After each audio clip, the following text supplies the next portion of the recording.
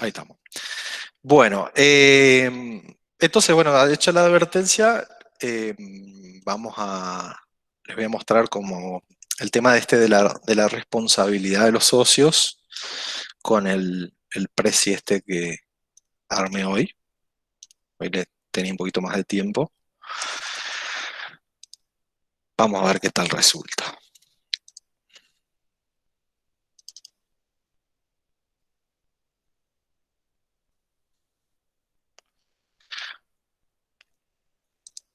Bueno, hay un tema que nosotros tenemos en el programa y dice al comienzo el tipo y la responsabilidad de los socios. ¿Sí?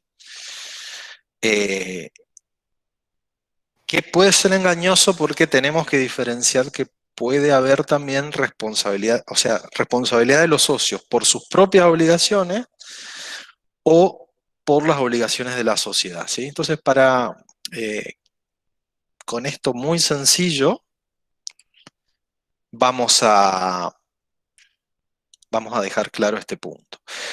Eh, entonces, ¿cómo se forma una sociedad? Dijimos que como mínimo, salvo que sea la sociedad unipersonal, vamos a necesitar dos personas, ¿sí? En este caso representados por Violeta y Sebastián. Dos personas que, esto también nos va a servir para el tema de aportes, que tienen ganas de hacer un emprendimiento, tienen distintos recursos, ¿sí? Y se quieren unir para poder sumar fuerzas, digamos, y tener mayores ingresos y dividir un poco el riesgo, ¿sí? Entonces, por eso yo representé que Sebastián, por ejemplo, pondría un inmueble, que es un tipo de aporte que se puede hacer, y Violeta no tiene un bien de este tipo, pero tiene dinero al cual quiere disponer, ¿sí? Entonces se suman las voluntades, se suman los recursos y se forma la sociedad. Ya tenemos los dos socios. ¿Sí? Bueno, entonces se crea a raíz de ese unir de voluntades de estos dos contratantes, se crea una persona jurídica, que le vamos a poner de nombre la insuperable SRL. ¿Sí? Ahí vemos, por ejemplo, que el tema del nombre, ¿sí? Ahí ellos han elegido un nombre de fantasía, que es una de las posibilidades. Entonces, con esta firma del contrato, del acto constitutivo, ya se entiende que hay una persona jurídica que es distinta de ellos, ¿sí?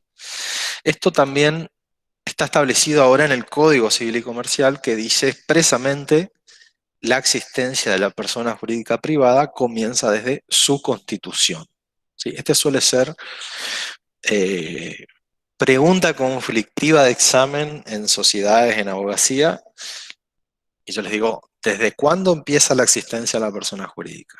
¿Desde su constitución o desde la registración? Y ha habido casos de gente que ha recursado 3, 4 veces y me sigue diciendo desde la registración. ¿Sí? No. Desde que se constituye. O sea, yo firmo el acto constitutivo, se entiende que hay una persona jurídica distinta de ellos. ¿Sí? Como son personas distintas, la responsabilidad también es distinta. ¿Sí? Ahí, aparte de los socios, hicimos aparecer tres supuestos acreedores de la sociedad. ¿Sí? O sea, ¿con esto qué quiero decir? Que la sociedad en algún punto contrajo obligaciones con tres personas distintas. ¿Sí? Se obligó, como dijimos que es una persona, como cualquiera, también contrata, también se obliga y por tanto también responde. ¿Sí? Eh, entonces, estas tres personas que están acá a la derecha, son personas a las cuales la sociedad les debe dinero por distintas relaciones que puede haber tenido, ¿sí? Por un contrato de locación, porque es un proveedor que no le pagaron los insumos, ¿sí? Puede ser un trabajador de la sociedad que no le han pagado su sueldo.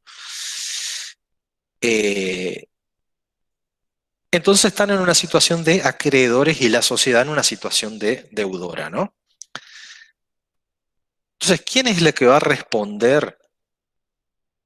O sea, a ver, para empezar, creo que ahora esa unidad no sé si la damos, pero eh, algo que esa palabra que lo usamos mucho, ¿qué les hace, cómo ustedes definirían lo que es responsabilidad? ¿Qué quiere decir que yo tengo que responder por algo? Deudas contra terceros. Una Deudas obligación. con obligación, sí. O sea, yo me tengo si yo soy responsable, quiere decir que la ley me dice que yo tengo que hacerme cargo de alguna obligación que puede haber nacido de distintos lugares, ¿sí? Eh, por ejemplo, puede ser una responsabilidad que nace de un contrato, ¿sí? Como yo firmé un contrato, la ley dice que en determinada situación yo me tengo que hacer cargo. Esa responsabilidad generalmente es con dinero, ¿no? Si no se puede cumplir de otra forma. Un accidente de tránsito, por ejemplo, alguien me chocó el auto, la ley dice, en determinadas situaciones hay personas que tienen que responder, ¿sí? Tienen que hacerse cargo de cubrir los daños que han causado, por ejemplo. ¿Sí? Entonces, esto sería así también. ¿Quiénes son los que el que tiene que responder por los acreedores de la sociedad? La sociedad. ¿Sí? Pero por eso parece muy obvio, pero a veces en los casos concretos se puede llegar a confundir. Esto está ahora basado en el 143 del Código Civil y Comercial que dice la persona jurídica es una persona distinta, ¿sí? De los socios. Entonces, estamos hablando de persona jurídica porque no se aplica solo esto a las sociedades, sino a otras personas jurídicas como asociaciones o fundaciones, ¿sí? Los miembros no responden por las obligaciones de la persona jurídica. Entonces, los socios no responden por las obligaciones de la insuperable SRL.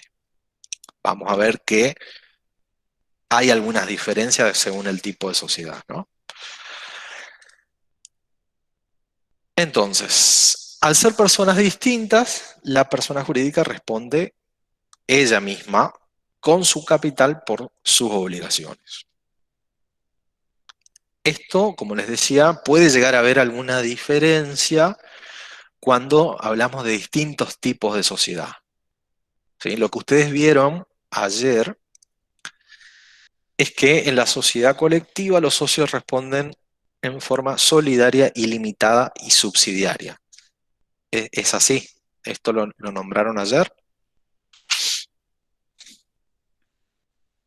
Profe, sí, ¿Sí? profe. Bueno, Sí. esto en léxico de sociedades es que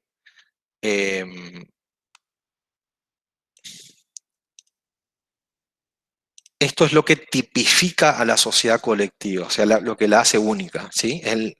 Que los socios responden de esta forma. No sé si lo dijo, que calculo que sí, lo habrá dicho el doctor Gamarra, pero yo lo vuelvo a recalcar. ¿Qué quiere decir esto de solidario, limitado, pero subsidiario? En forma solidaria quiere decir que cuando hay varios socios, eh, ellos responden por el total de la deuda, ¿sí? No se divide, como en la responsabilidad opuesta que es la mancomunada. Entonces quiere decir que en este caso, en este ejemplo, eran Sebastián y Violeta. Si ellos tuvieran una sociedad colectiva, ellos responden en forma solidaria. O sea que yo le puedo cobrar a cualquiera de los dos la totalidad de la deuda. O a los dos. ¿Sí? Yo elijo.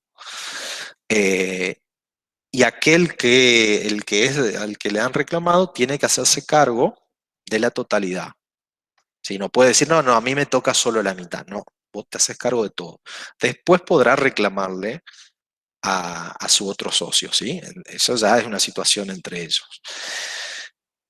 Ilimitada en el sentido que también va a poder quedar comprometido su propio patrimonio, pero esto conectado con el último requisito, que es que sea subsidiario. ¿Esto por qué es así? Porque ellos tienen un beneficio, estos socios de la sociedad colectiva, que se llama beneficio de exclusión. Que eso lo que quiere decir es que si alguien le reclama a los socios de una sociedad colectiva por las deudas de la sociedad, ellos pueden oponer este beneficio que es, no, primero usted tiene que cobrarse de los bienes de la sociedad. ¿Sí? Y si con los bienes de la sociedad no alcanza para cubrir sus obligaciones, ahí sí se puede llegar a ir contra los patrimonios personales de los socios. ¿Sí? Por eso la sociedad colectiva hoy en día es la que tiene mayor responsabilidad de todos los tipos sociales. Porque podría en algún supuesto llegar a afectarse los bienes personales de los socios, ¿sí? Si no alcanzan los bienes de la sociedad. Esto es la situación que no ocurre en la sociedad de responsabilidad limitada y las sociedades anónimas, donde ahí los socios tienen una responsabilidad limitada. ¿Sí? Vamos a ver qué es lo que quiere decir eso. Que los socios responden solo con lo que ellos han aportado por las obligaciones de la sociedad. En el caso que nosotros habíamos visto de esta sociedad hipotética, Violeta respondería por el dinero que ha aportado y Sebastián solamente por el valor de ese inmueble que ha aportado. Pero sus patrimonios personales no pueden ser afectados por esas obligaciones, ¿sí? Eso es lo que hace a esta responsabilidad limitada. No hay posibilidad de ir contra los patrimonios personales de los socios por las obligaciones de la sociedad. En el caso de la colectiva está la posibilidad de hacerlo, pero recién cuando se agota los bienes de la sociedad. ¿Sí?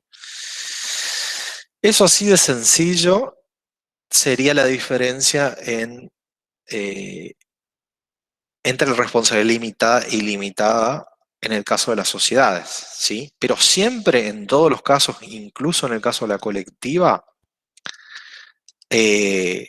son personas distintas, ¿sí? Tienen obligaciones distintas y el primer obligado es la persona jurídica, ¿sí?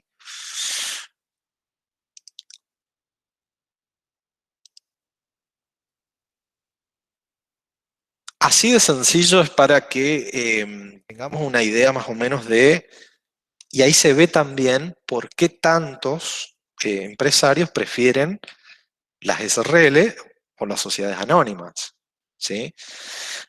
Hay algunos ejemplos de sociedades colectivas, pero no suele ser muy frecuente porque nadie quiere exponerse a ese tipo de responsabilidad, ¿sí?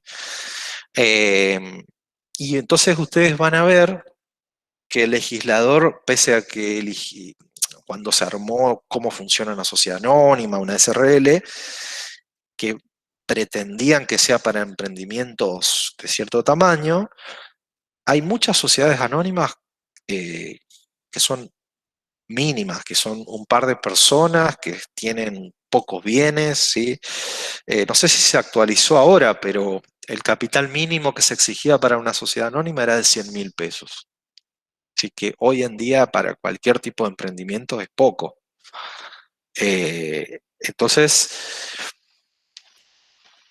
muchos preferían, o vamos a ver que hay una posibilidad que se abrió hace unos años de las sociedades simplificadas, que ahora están un poco perseguidas, pero era como una variante barata y rápida de sociedad anónima.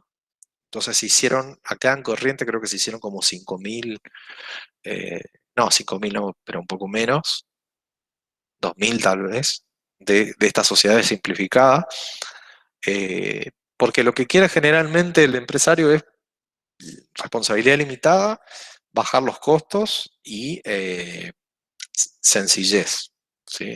No cosas muy, muy complicadas. Entonces, por eso mucha gente estipuló Esta sociedad es simplificada. Bueno, eso era lo que les venía avisando. Queríamos ver el tema de la responsabilidad, ¿sí? Persona distinta de los socios, tienen distinta responsabilidad, puede haber esta pequeña diferencia en cuanto a los tipos societarios, ¿sí? Así de fácil. Bueno, la clase pasada ya vimos un poco qué era el capital social, ¿sí? A ver, alguien que me diga el capital social de dónde sale. El aporte de cada uno de los socios. Perfecto. Es la suma de los aportes de los socios, ¿sí? Muy bien, muy bien. Con eso ya estamos bien en carrera. Dijimos, bueno, vuelvo a recalcar entonces, tenemos que inscribirlo en un registro público que en distintas épocas fue cambiando de quién lo llevaba a ese registro. Yo, eh, por ahí ustedes no se dan cuenta, pero le digo diciendo registro público, y no le digo más nada. Y usted, alguno se habrá preguntado, ¿y qué registro es ese? ¿Sí? ¿Le falta alguna? Es que era el registro público de comercio, y cuando se unificaron los códigos se borró que no se puede decir de comercio, quedó registro público, pero le siguen diciendo de comercio, ¿sí? En distintas épocas a veces lo llevó un juzgado, hace bastante tiempo lo lleva al Poder Ejecutivo, ¿sí? Entonces en Corrientes lo lleva adelante una repartición que se llama la Inspección General de Personas Jurídicas, que tiene bajo su control todo lo que tiene que ver con las personas jurídicas de la provincia de Corrientes, constituidas en la provincia de Corrientes. En Buenos Aires, la ciudad de Buenos Aires, está la Inspección General de Justicia, que es solamente para las sociedades que se constituyen en Buenos Aires, ¿sí? Entonces, cada provincia tiene su ente que lleva este registro.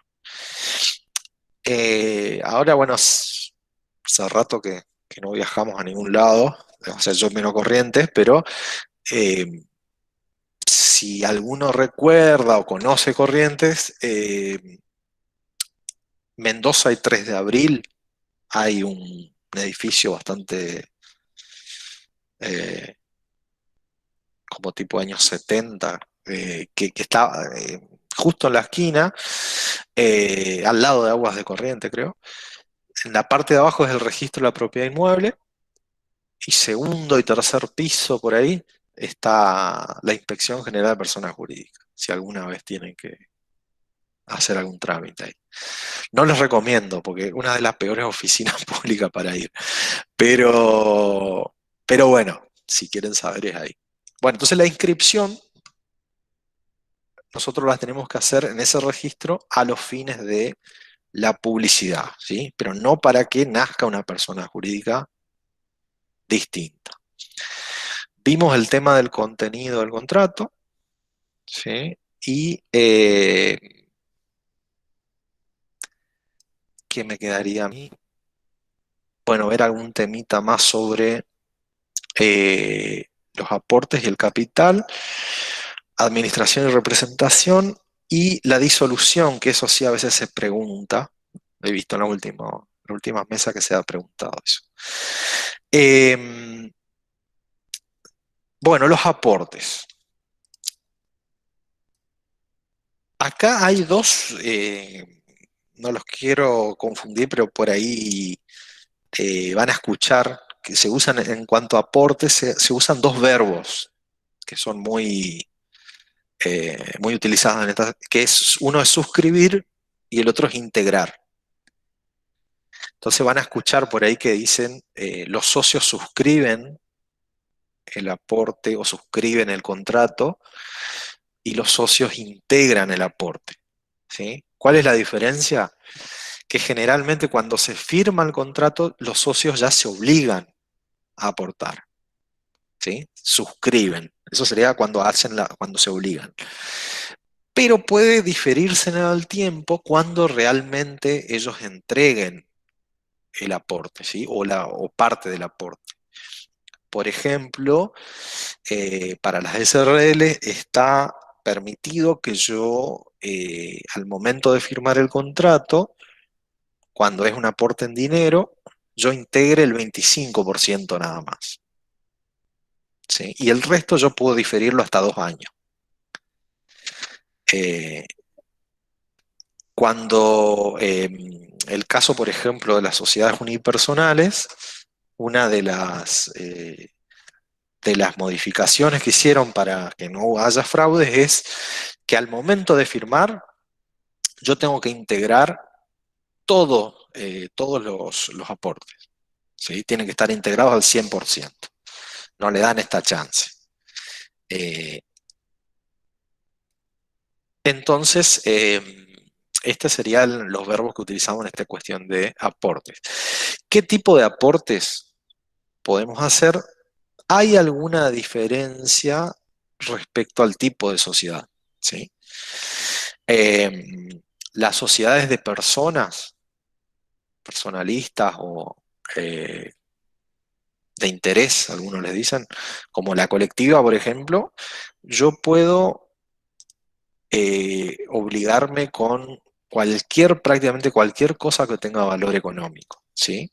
Puedo tener obligaciones de dar y obligaciones de hacer, ¿sí? Yo puedo obligarme a dar cosas, como puedo obligarme a hacer algo que tenga algún valor económico. Ahí les comparto. El artículo 38, que no es muy claro así en general, nos dice: pueden consistir en obligaciones de dar o hacer los aportes, salvo para los tipos de sociedad en los que se exige que consistan obligaciones de dar.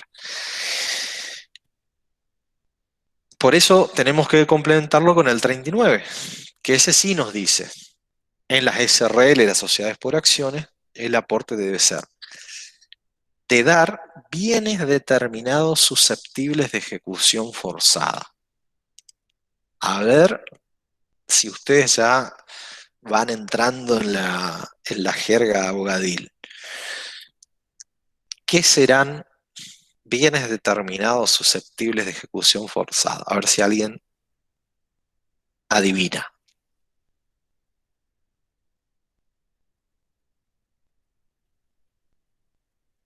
Bienes determinados, obviamente que Los bienes de la misma sociedad, profesor, ¿puede ser? no. No. Estamos hablando de lo que van a aportar los socios, ¿sí? Van a decir: bueno, yo quiero cumplir con lo que yo tengo que poner para la sociedad, para formar el capital, exacto. Eh, la limitación que nos da el 39 es que en estos tipos de sociedades tienen que ser bienes determinados, o sea, este bien, este otro bien. No puedo decir una generalidad. No, bueno, yo voy a aportar unos bienes que yo voy a decir después. No. ¿Qué bienes? Dígame, tanto dinero, esta casa, este vehículo, ¿sí? Esa es la parte más fácil. Pero estos susceptibles de ejecución forzada. Eso lo que quiere decir es que tienen que ser bienes que yo los pueda embargar y hacer vender por la fuerza si la persona no cumple, ¿sí? Fíjense la diferencia, que en estas otras sociedades solamente dice obligaciones de dar, pero no me dice de eso, ¿sí? ¿Esto por qué es? Porque en caso que no cumpla, en estas sociedades tiene que tener la posibilidad de ir tras esos bienes y poder ejecutarlos, poder embargarlos y venderlos, ¿sí? Si, por ejemplo, creo que en la parte de obligaciones ustedes vieron algo de bienes inembargables, ¿sí? ¿Recuerdan algo de eso? Bienes que yo no puedo... No, Sí, profesor, El algunos sueldo para vital. el sueldo, sustento. El sueldo en una proporción, sí. ¿Qué más se la les ocurre? vivienda única, la vivienda La única, vivienda única, que antes se decía bien de familia, bien. los materiales que se usa para trabajar. Exacto. ¿sí? Todo lo que Cuota yo... alimentaria. Bien, bien, bien, bien. Buenos ejemplos, ¿sí? Bueno, eso yo no puedo aportar. ¿Por qué? Porque no lo voy a poder ejecutar forzadamente, ¿sí? Porque no puedo embargar esas cosas. Entonces, esa es la limitación que me da en este tipo de sociedades, ¿sí? Después, dentro de qué es lo que yo puedo aportar, fuera de esas limitaciones pueden ser créditos, pueden ser títulos, pueden ser fondos de comercio, ¿sí? No hay problema con eso mientras tenga un valor económico. Eso Profesor, es, sí. entonces sería, esto sería antes de integrar la sociedad, digamos, lo susceptible que usted está diciendo, lo forzado. Claro, eso directamente es que, qué tipo de aportes yo me puedo obligar a entregar, ¿sí? Yo ya cuando firmo el contrato, vimos en el artículo 11, una de las cosas que tenemos que poner son los aportes, ¿sí? Ustedes van a, cuando ven el texto de un contrato de sociedad, dice, aparte de los nombres de los socios, todos sus datos, dicen, hay una parte que dice capital social, ¿sí? El capital social será de X cantidad de pesos, el que será suscripto por los socios de la siguiente forma. Y ahí empieza. El socio fulano se obliga con, eh, no sé, 100.000 pesos, ¿sí? El socio fulano se obliga con un inmueble de valor X cantidad de pesos, ¿sí?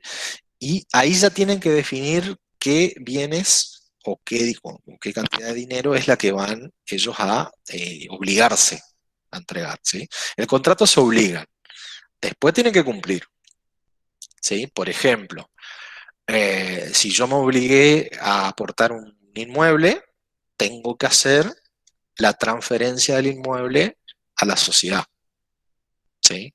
Y tengo que ir a inscribirlo en el registro de la propiedad inmueble a nombre de la sociedad. ¿Sí? Eso ya es parte de la integración, ya es cuando yo cumplo. Pero cuando yo firmo el contrato, lo que tengo que poner es con qué me voy a obligar. Que eso es lo que estamos viendo acá, ¿sí? Eh, ¿Qué tipo de aporte yo puedo hacer? Esto del aporte, los aportes que hagan los socios, es la obligación más importante que tienen, y es básica del concepto de sociedad, ¿sí? Porque si no hacen aportes, no podemos empezar ni a funcionar, ¿sí? Y es lo que hace que el contrato sea oneroso. Entonces, incluso en las sociedades de capital, lo más importante es que los socios cumplan con lo que se obligaron a aportar, ¿sí? Aparte, fíjense que también es la garantía que tienen los terceros, si algo sale mal. Eso es entonces en cuanto a los aportes. ¿Qué dijimos? Acuérdense siempre, el conjunto de los aportes forma el capital de la sociedad.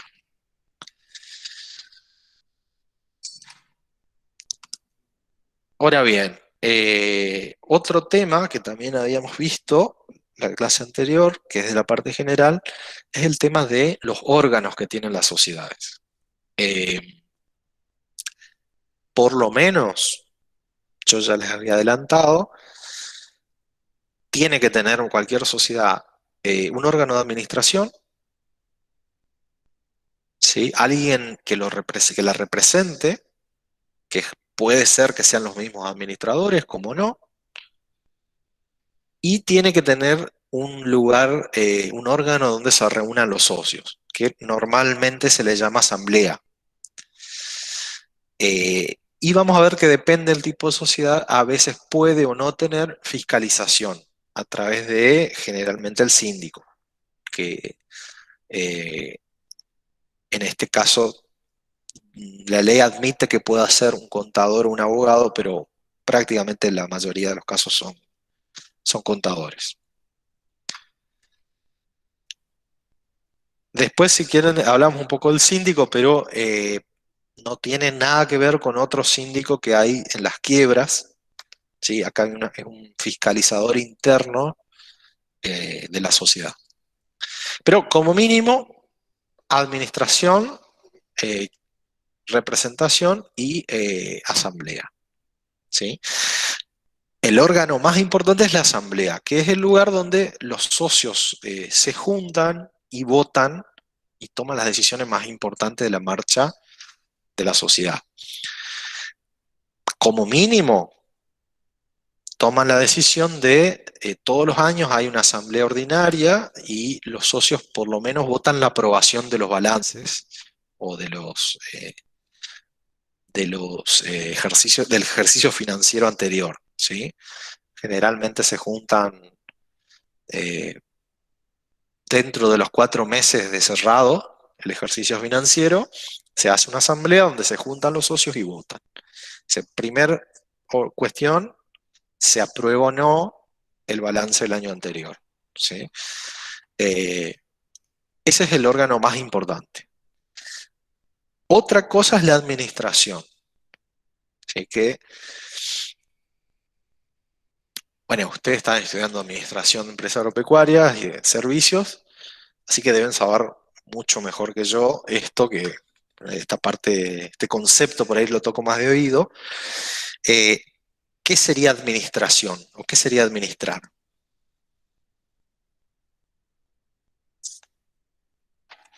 A ver si aprendo un concepto nuevo yo, porque yo repito uno del libro de sociedades. ¿Qué sería administrar o cuál es la función del administrador? Administrar. No. ¿Qué sería administrar una empresa?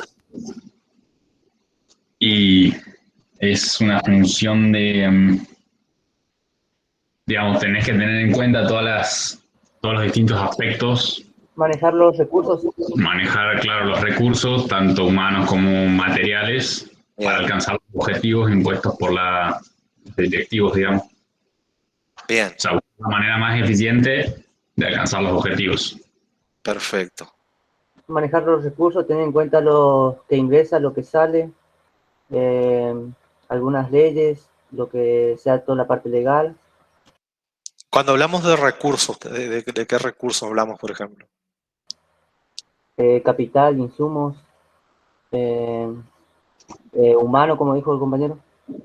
Perfecto. Todo eso es lo que hace generalmente la administración de la sociedad, ¿sí? Todo lo que tiene que ver con lo que acabaron de decir, ¿viste? Vieron la organización de los recursos, el trabajo, el capital, ver cómo le pagamos los proveedores, cómo hacemos para producir mejor, ¿sí? Todo eso tiene que ver con también el mismo concepto se aplica para la administración de sociedades, ¿sí? Pero ¿qué pasa? Hay una diferencia con lo que tiene que ver con la representación, ¿sí? Una cuestión conceptual. Entonces, a veces en la misma persona caben las mismas funciones, pero a veces pueden estar en personas distintas, ¿sí? Por eso tenemos la parte general, una sección que habla de administración y representación. A veces están, recuerdo, en la misma persona y a veces en personas distintas. Representación tiene que ver con, eso sí, ya más específicamente en lo jurídico, con un aspecto más externo a la sociedad, ¿sí? Ya no trata de toda esta cuestión interna que tiene que ver con el manejo de los recursos y del capital y el trabajo, sino con el exterior, con la relación con otras personas. ¿Sí? Bueno, la sociedad, ¿cómo se va a obligar con otras personas si no es una ficción, es un invento, ¿sí? No tiene brazos, no habla, no. Entonces necesita órganos que hagan distintas funciones, ¿sí? Como que si fuera una especie de cuerpo. Así como necesita alguien que administre, necesita alguien que proyecte su voluntad frente a otras personas. Y esos son los representantes. Lo que haga el representante obliga o sea, firme, lo que se comprometa el representante obliga a la sociedad. Esa es la función de la representación. Por eso, en algunas sociedades pequeñas, como la colectiva, que son sencillas, muchas veces el mismo administrador también las representa, ¿sí? Entonces, tiene una persona que figura en la administración de la sociedad colectiva que es la misma que firma los contratos, que obliga a la sociedad, ¿sí? Cuando a veces son un poquito más complejas las organizaciones como la sociedad anónima, a veces esto está diferenciado, ¿sí? Entonces, la sociedad anónima, cuando vean, van a ver que su órgano de administración se llama directorio, que tiene uno o más directores. Eso, para que se hagan una idea de este directorio de la sociedad anónima, es muy parecido a cuando estas películas yanquis que a veces muestran algún tipo de sociedad y hay una mesa grande que están todos de traje reunidos y toman las decisiones y hay uno en la cabecera que es el que da las órdenes principales. Ahora se usa mucho decir CEO o CEO. No sé si lo han escuchado, pero ahora está muy de moda decir fulano es el CEO de tal sociedad, ¿sí? Eso es importado, digamos, de otro lado, porque nosotros diríamos es el presidente del directorio de una sociedad anónima, ¿sí? Pero como eso no queda tan, o es medio, no es tan agradable al oído, más vale digo CEO y listo. Entonces, en el directorio, que es el órgano de administración, generalmente el presidente del directorio es quien representa a la sociedad con los terceros, ¿sí? Entonces ahí sí podemos ver un poquito más la diferencia entre esto. Pero una sociedad pequeña que un poco compleja como la colectiva, por ahí es la misma persona que hace toda esta tarea que ustedes acaban de decir y también obliga a la sociedad con los terceros, ¿sí? Se dice también que es el que tiene la firma social, el que firma los cheques, el que firma los contratos. Ahora bien, ¿cómo sabemos nosotros, como es una persona humana el representante, si él hace algún acto, si firma un contrato, si toma una obligación, cómo sabemos que lo está haciendo para la sociedad o no lo está haciendo para él mismo? ¿Sí? Porque, por ejemplo, alquilar un local, ¿lo está alquilando para la sociedad o lo está alquilando para él? Un departamento, ¿lo está alquilando para vivir él o lo está alquilando para que funcione alguna parte de la sociedad? ¿Cómo sabemos? ¿Sí? Puede haber algún conflicto donde no estemos seguros, ¿sí? Y podría haber algún tipo de problemas, porque imagínense que, por ejemplo, en este ejemplo que yo les decía de las propiedades, aparece el dueño a decir, a mí no me pagaron los alquileres, ¿a quién le cobro? Si dijimos hoy que la responsabilidad, por ejemplo, una SRL, si es de la sociedad, es la sociedad, y si es personal, de los socios o de quien sea, es personal, son personas distintas, ¿sí? Entonces, es muy posible, puede ser que haya algún representante como poco honesto, que quiera hacer pasar para cosas propias como que son obligaciones de la sociedad, ¿sí? Entonces, no sabemos a ciencia cierta, a simple vista, para quién se está obligando. Entonces, la ley de sociedades lo que buscó es una fórmula para decidir estos conflictos, que sigue habiendo, ¿sí? Pero, ¿qué es el comienzo de este artículo 58? Dice administrador representante, pero esto está hablando más que nada del representante, ¿sí?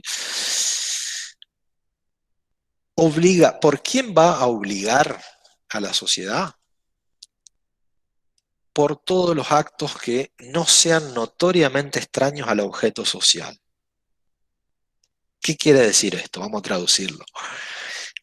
Quiere decir que tenemos que ir a ver cuál es el objeto social de la sociedad. ¿Cuál era el objeto de la sociedad?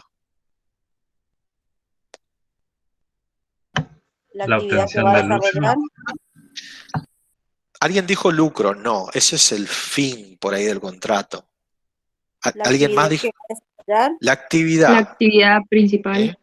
Ustedes se acuerdan que yo les dije que en el contrato tenemos que poner a qué actividad se va a dedicar. ¿Sí? Esta es una de las razones. Solamente el representante va a obligar a la sociedad para aquello que sea de su objeto social. Y aquello que sea muy extraño, o sea, notoriamente extraño. Eso quiere decir que a simple vista tiene que ser extraño. ¿Sí? Algo que no tenga nada que ver con lo que hace la sociedad, ahí ya no la va a obligar. ¿Sí? Esa es la fórmula que tiene la ley para tratar más o menos de diferenciar esto. Hay algunas cuestiones más prácticas por ahí que también, por ejemplo, hay que ver cómo firmó. ¿Sí?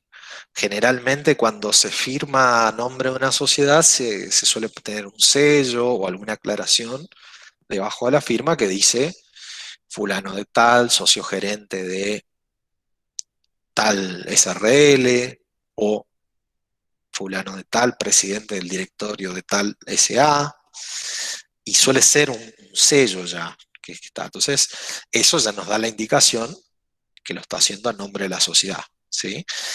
Después habrá que ver en cada caso si eso es notoriamente extraño o no. Pero les quería mostrar eso para que vean que hay algunos de estos problemitas que pasan a veces en la vida real. Y lo que trata la ley es de adelantarse un poco a esos conflictos, ¿sí? Entonces, en principio, sepan esta diferencia entre administrador y representante. En la mayoría de las sociedades de interés no tiene mayor importancia, pero cuando se empieza a hacer más compleja, sobre todo en la SA, ahí ya sí tenemos que saber quién es el administrador y quién es el representante. Yo nombro un representante, o sea, los administradores y los representantes se pueden cambiar en cualquier momento, ¿sí? ¿Quiénes son los que los designan y los que los hacen cesar? La asamblea. Así como yo les digo que se reúnen para aprobar los balances, se reúnen para aprobar la gestión de los administradores y pueden decir, no fue una buena administración y cambiamos de administrador, ¿sí?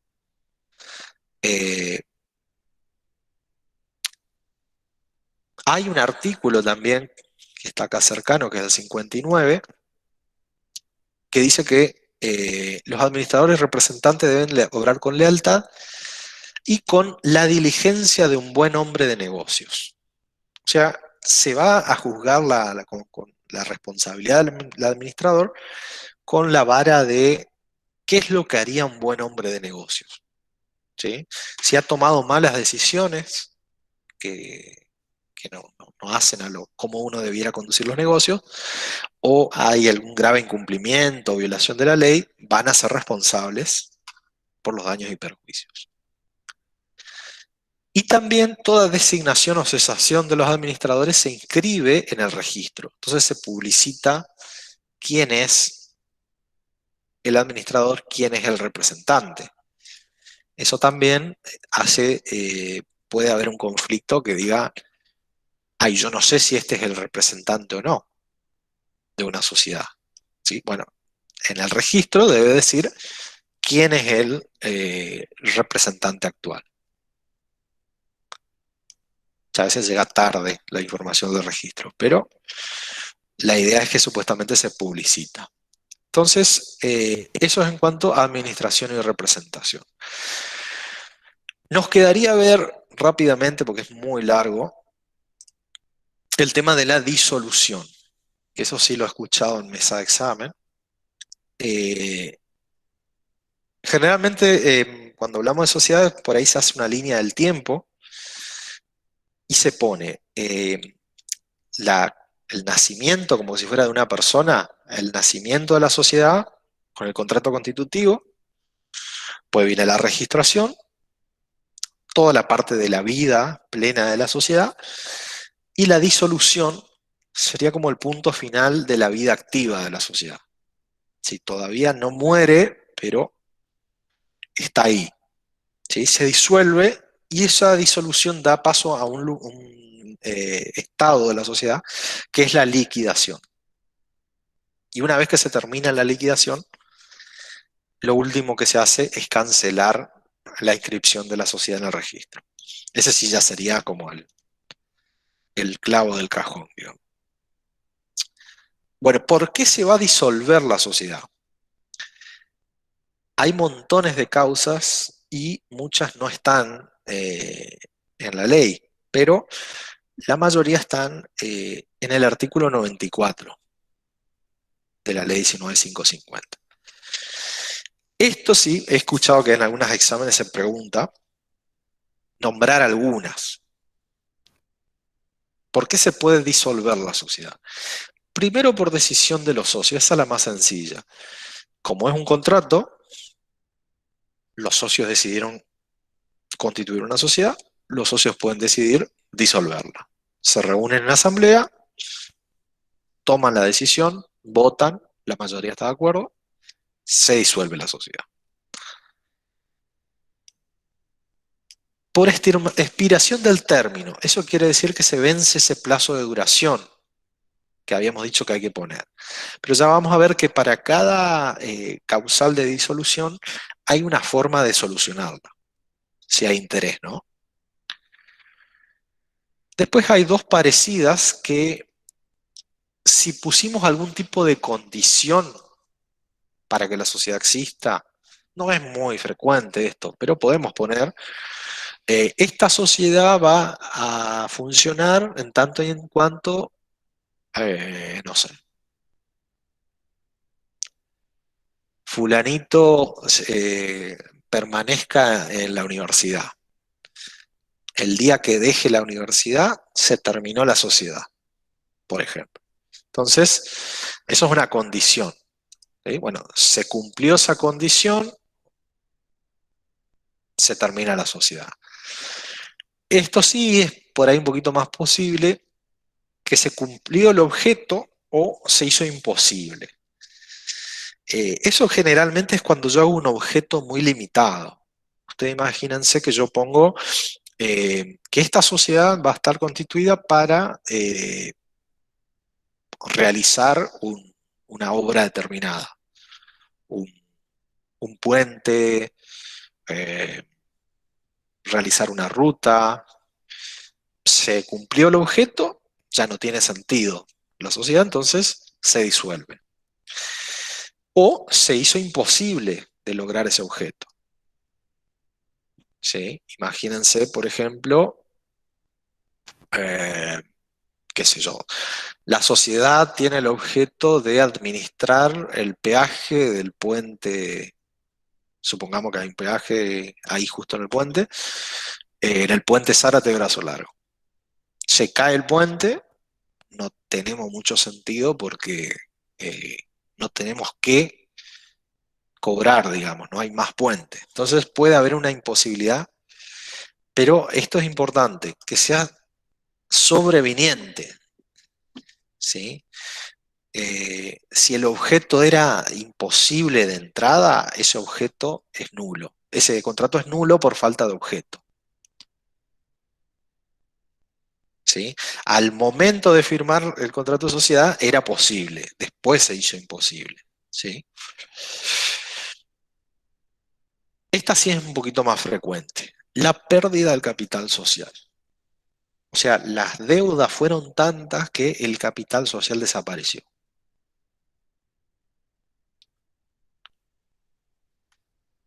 La declaración en quiebra, ¿sí? Que es una situación en cual cualquier persona humana o jurídica puede caer, que es cuando uno está en estado de cesación de pago, se puede declarar su quiebra, ¿sí? Un procedimiento judicial.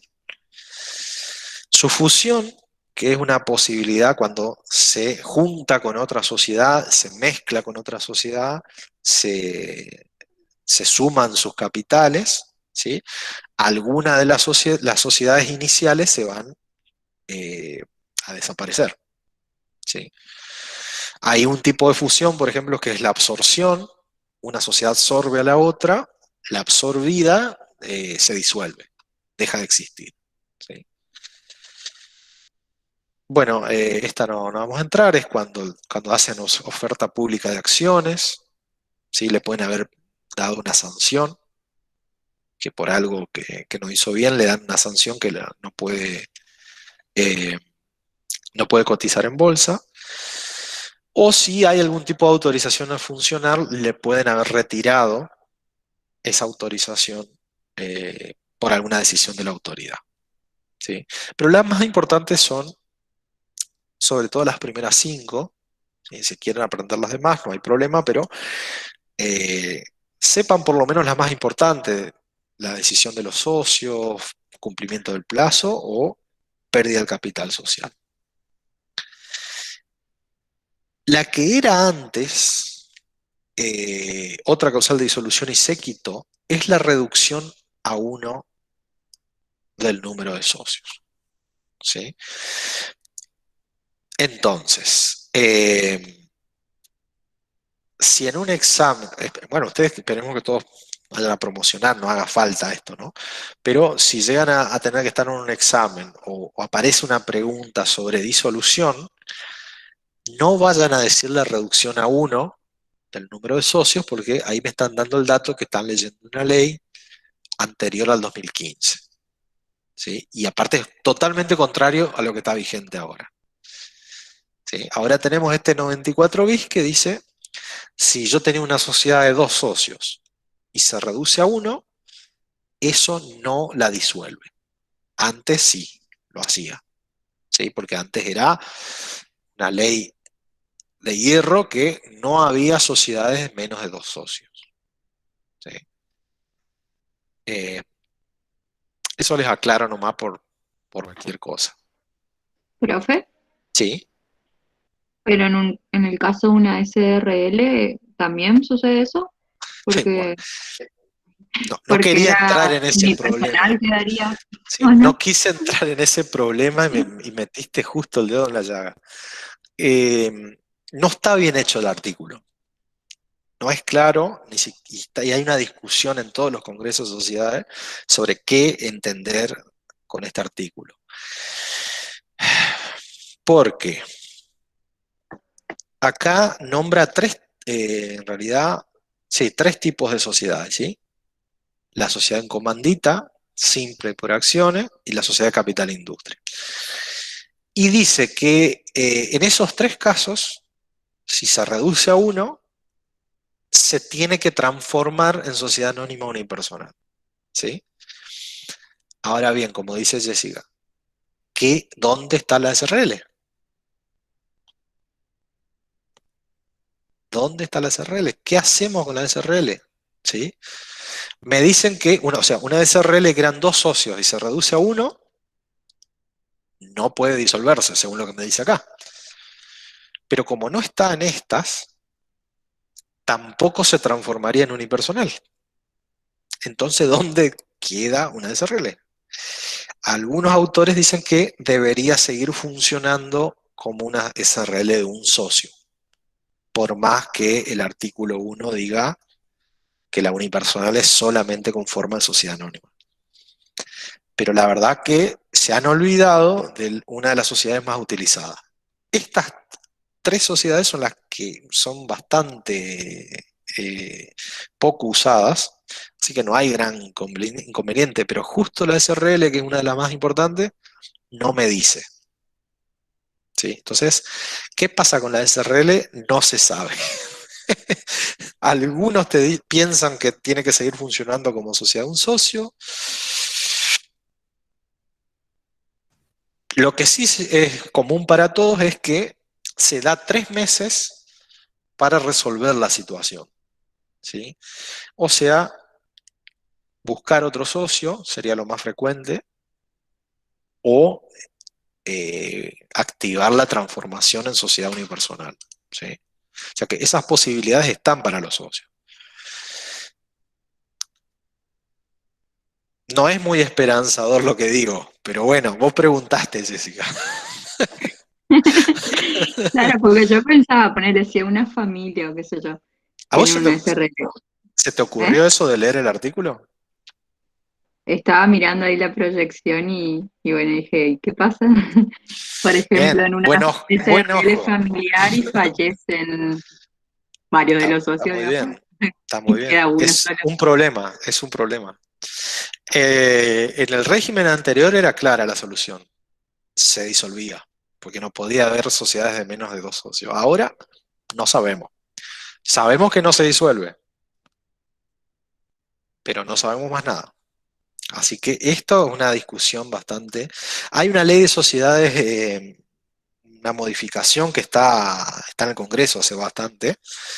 Si sale eso, esto se soluciona, ¿sí? Porque van a corregir un poco eh, la redacción. Pero así como está hoy, es un problema, ¿sí? Eh, no sé, no sé por ahí, nosotros del lado del derecho y eso, medio como que ya sabemos que los legisladores meten la pata. Eh, pero en general, yo no sé si en el común de la población se entiende como que uno pensará que las leyes son buenísimas y perfectas. No, las leyes las hacen personas, como personas las aplican. A veces no sabemos ni quién hizo las leyes, porque a veces son los asesores de los legisladores que copiaron partes de distintas leyes. Eh, Había una frase, no me acuerdo de quién era, que decía que hay dos cosas que no hay que saber cómo se hacen, las salchichas y las leyes. Sí, bueno, las leyes así un lío y aparte a veces también hay conflictos que votan que una parte se modifique. Así que muchas veces terminan habiendo artículos que cuando los queremos ir a aplicar o tenemos los problemas en los juicios, ahí vemos que los problemas, ¿sí? Sobre todo cuando son redactados por gente que no sabe de la aplicación, ¿sí? Así que, bueno, yo no quería hablar de esto, pero Jessica me preguntó. Así que no les vamos a preguntar, Perdón. no les vamos a preguntar en el examen qué hacemos con una SRL que se reduce a 1. Yo les prometo, ¿sí?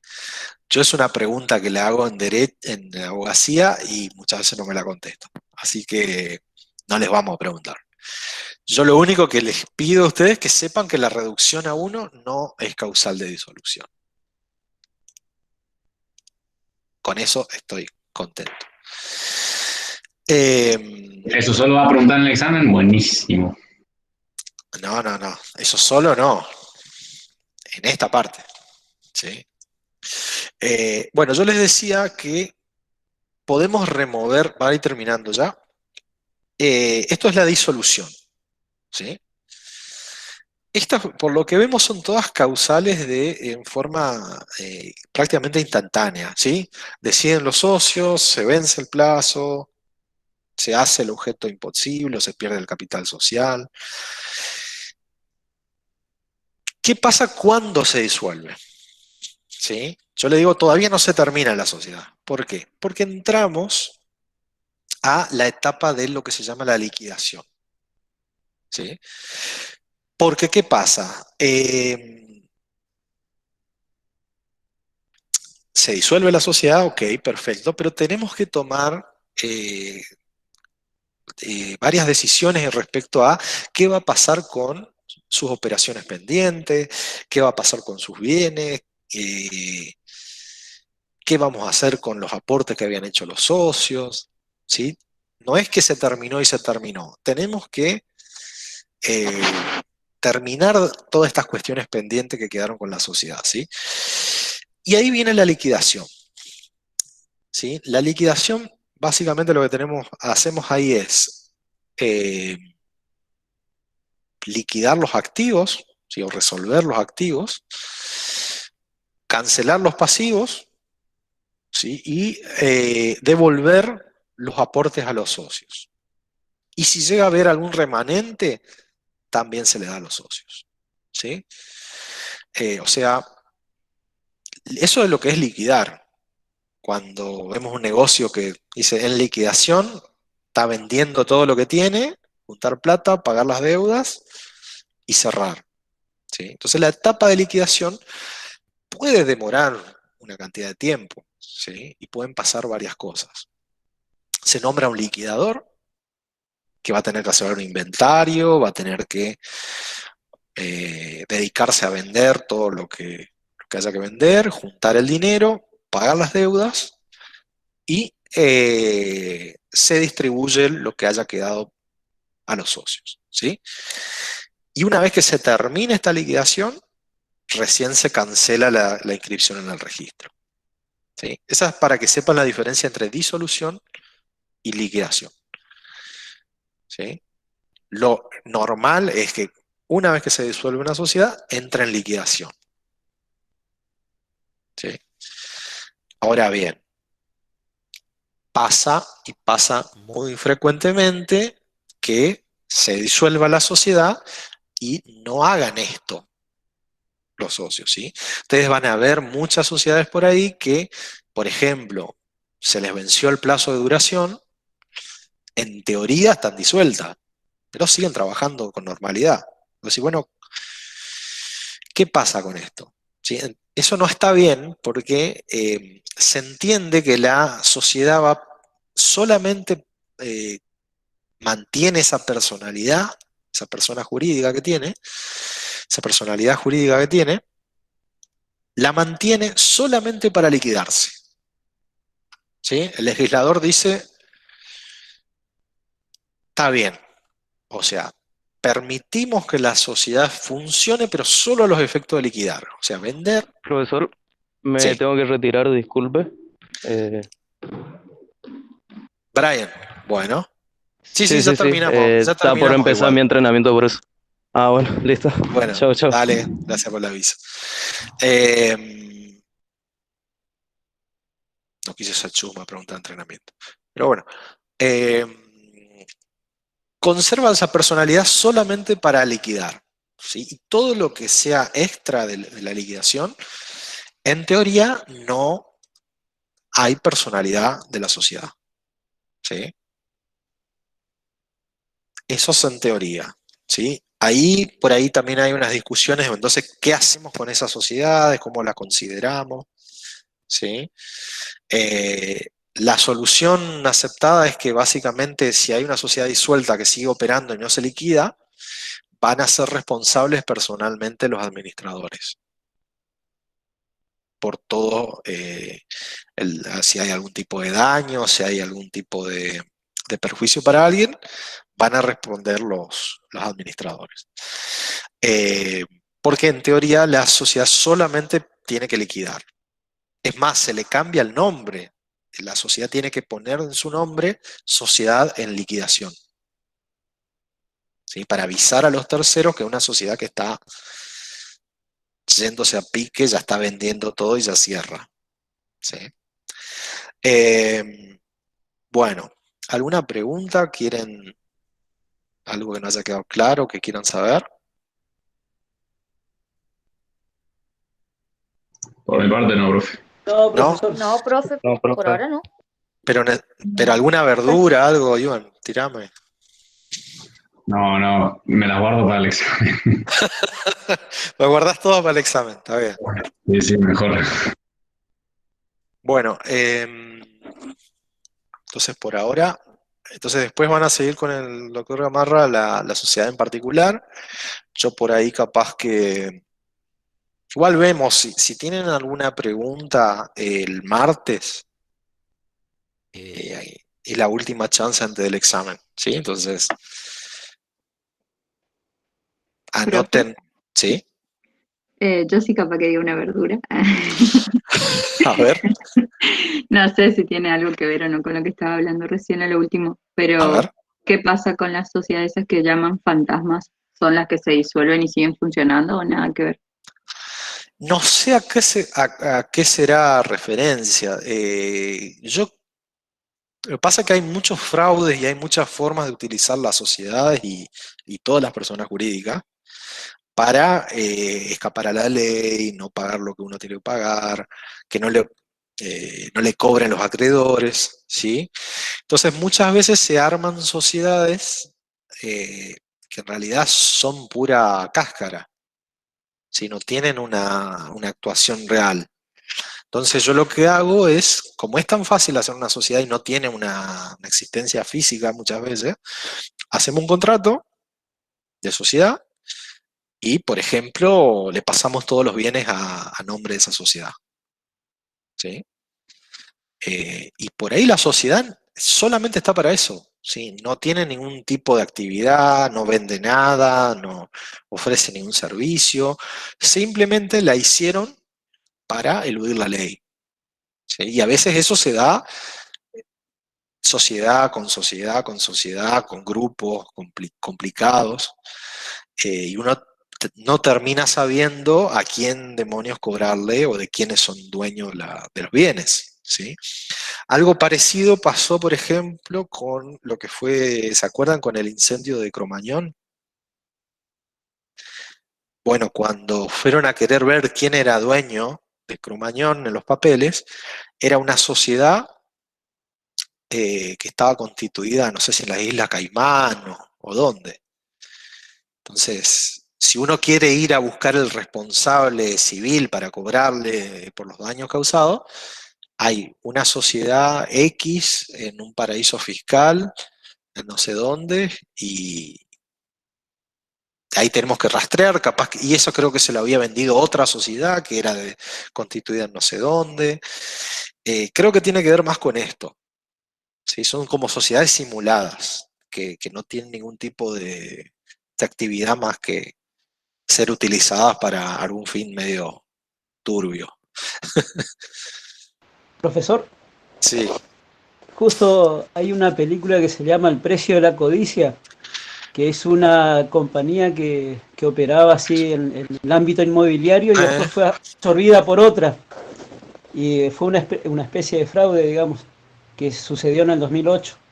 Está basada en un caso real. Esa del caso de los fraudes en Estados Unidos, que después cayeron bancos y...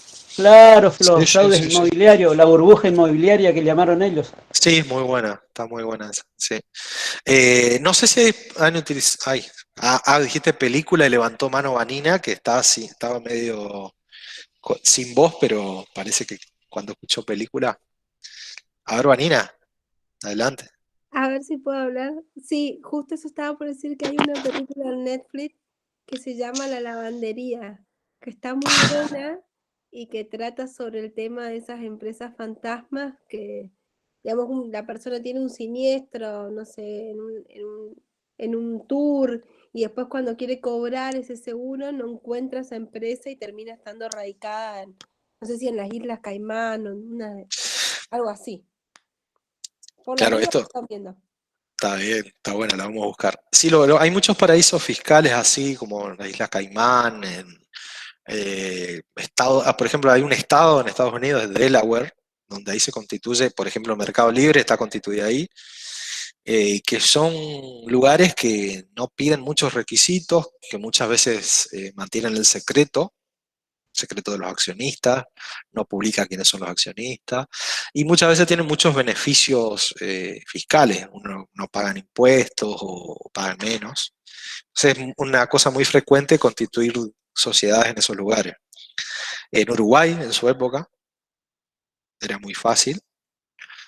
Había una época, un programa de la Nata que habíamos seguido una sociedad y figuraba un accionista y era un tipo que vivía en una villa miseria fuera de Colonia y no tenía idea, le habían hecho firmar unos papeles y sí, hay muchos fraudes que se pueden usar con las sociedades.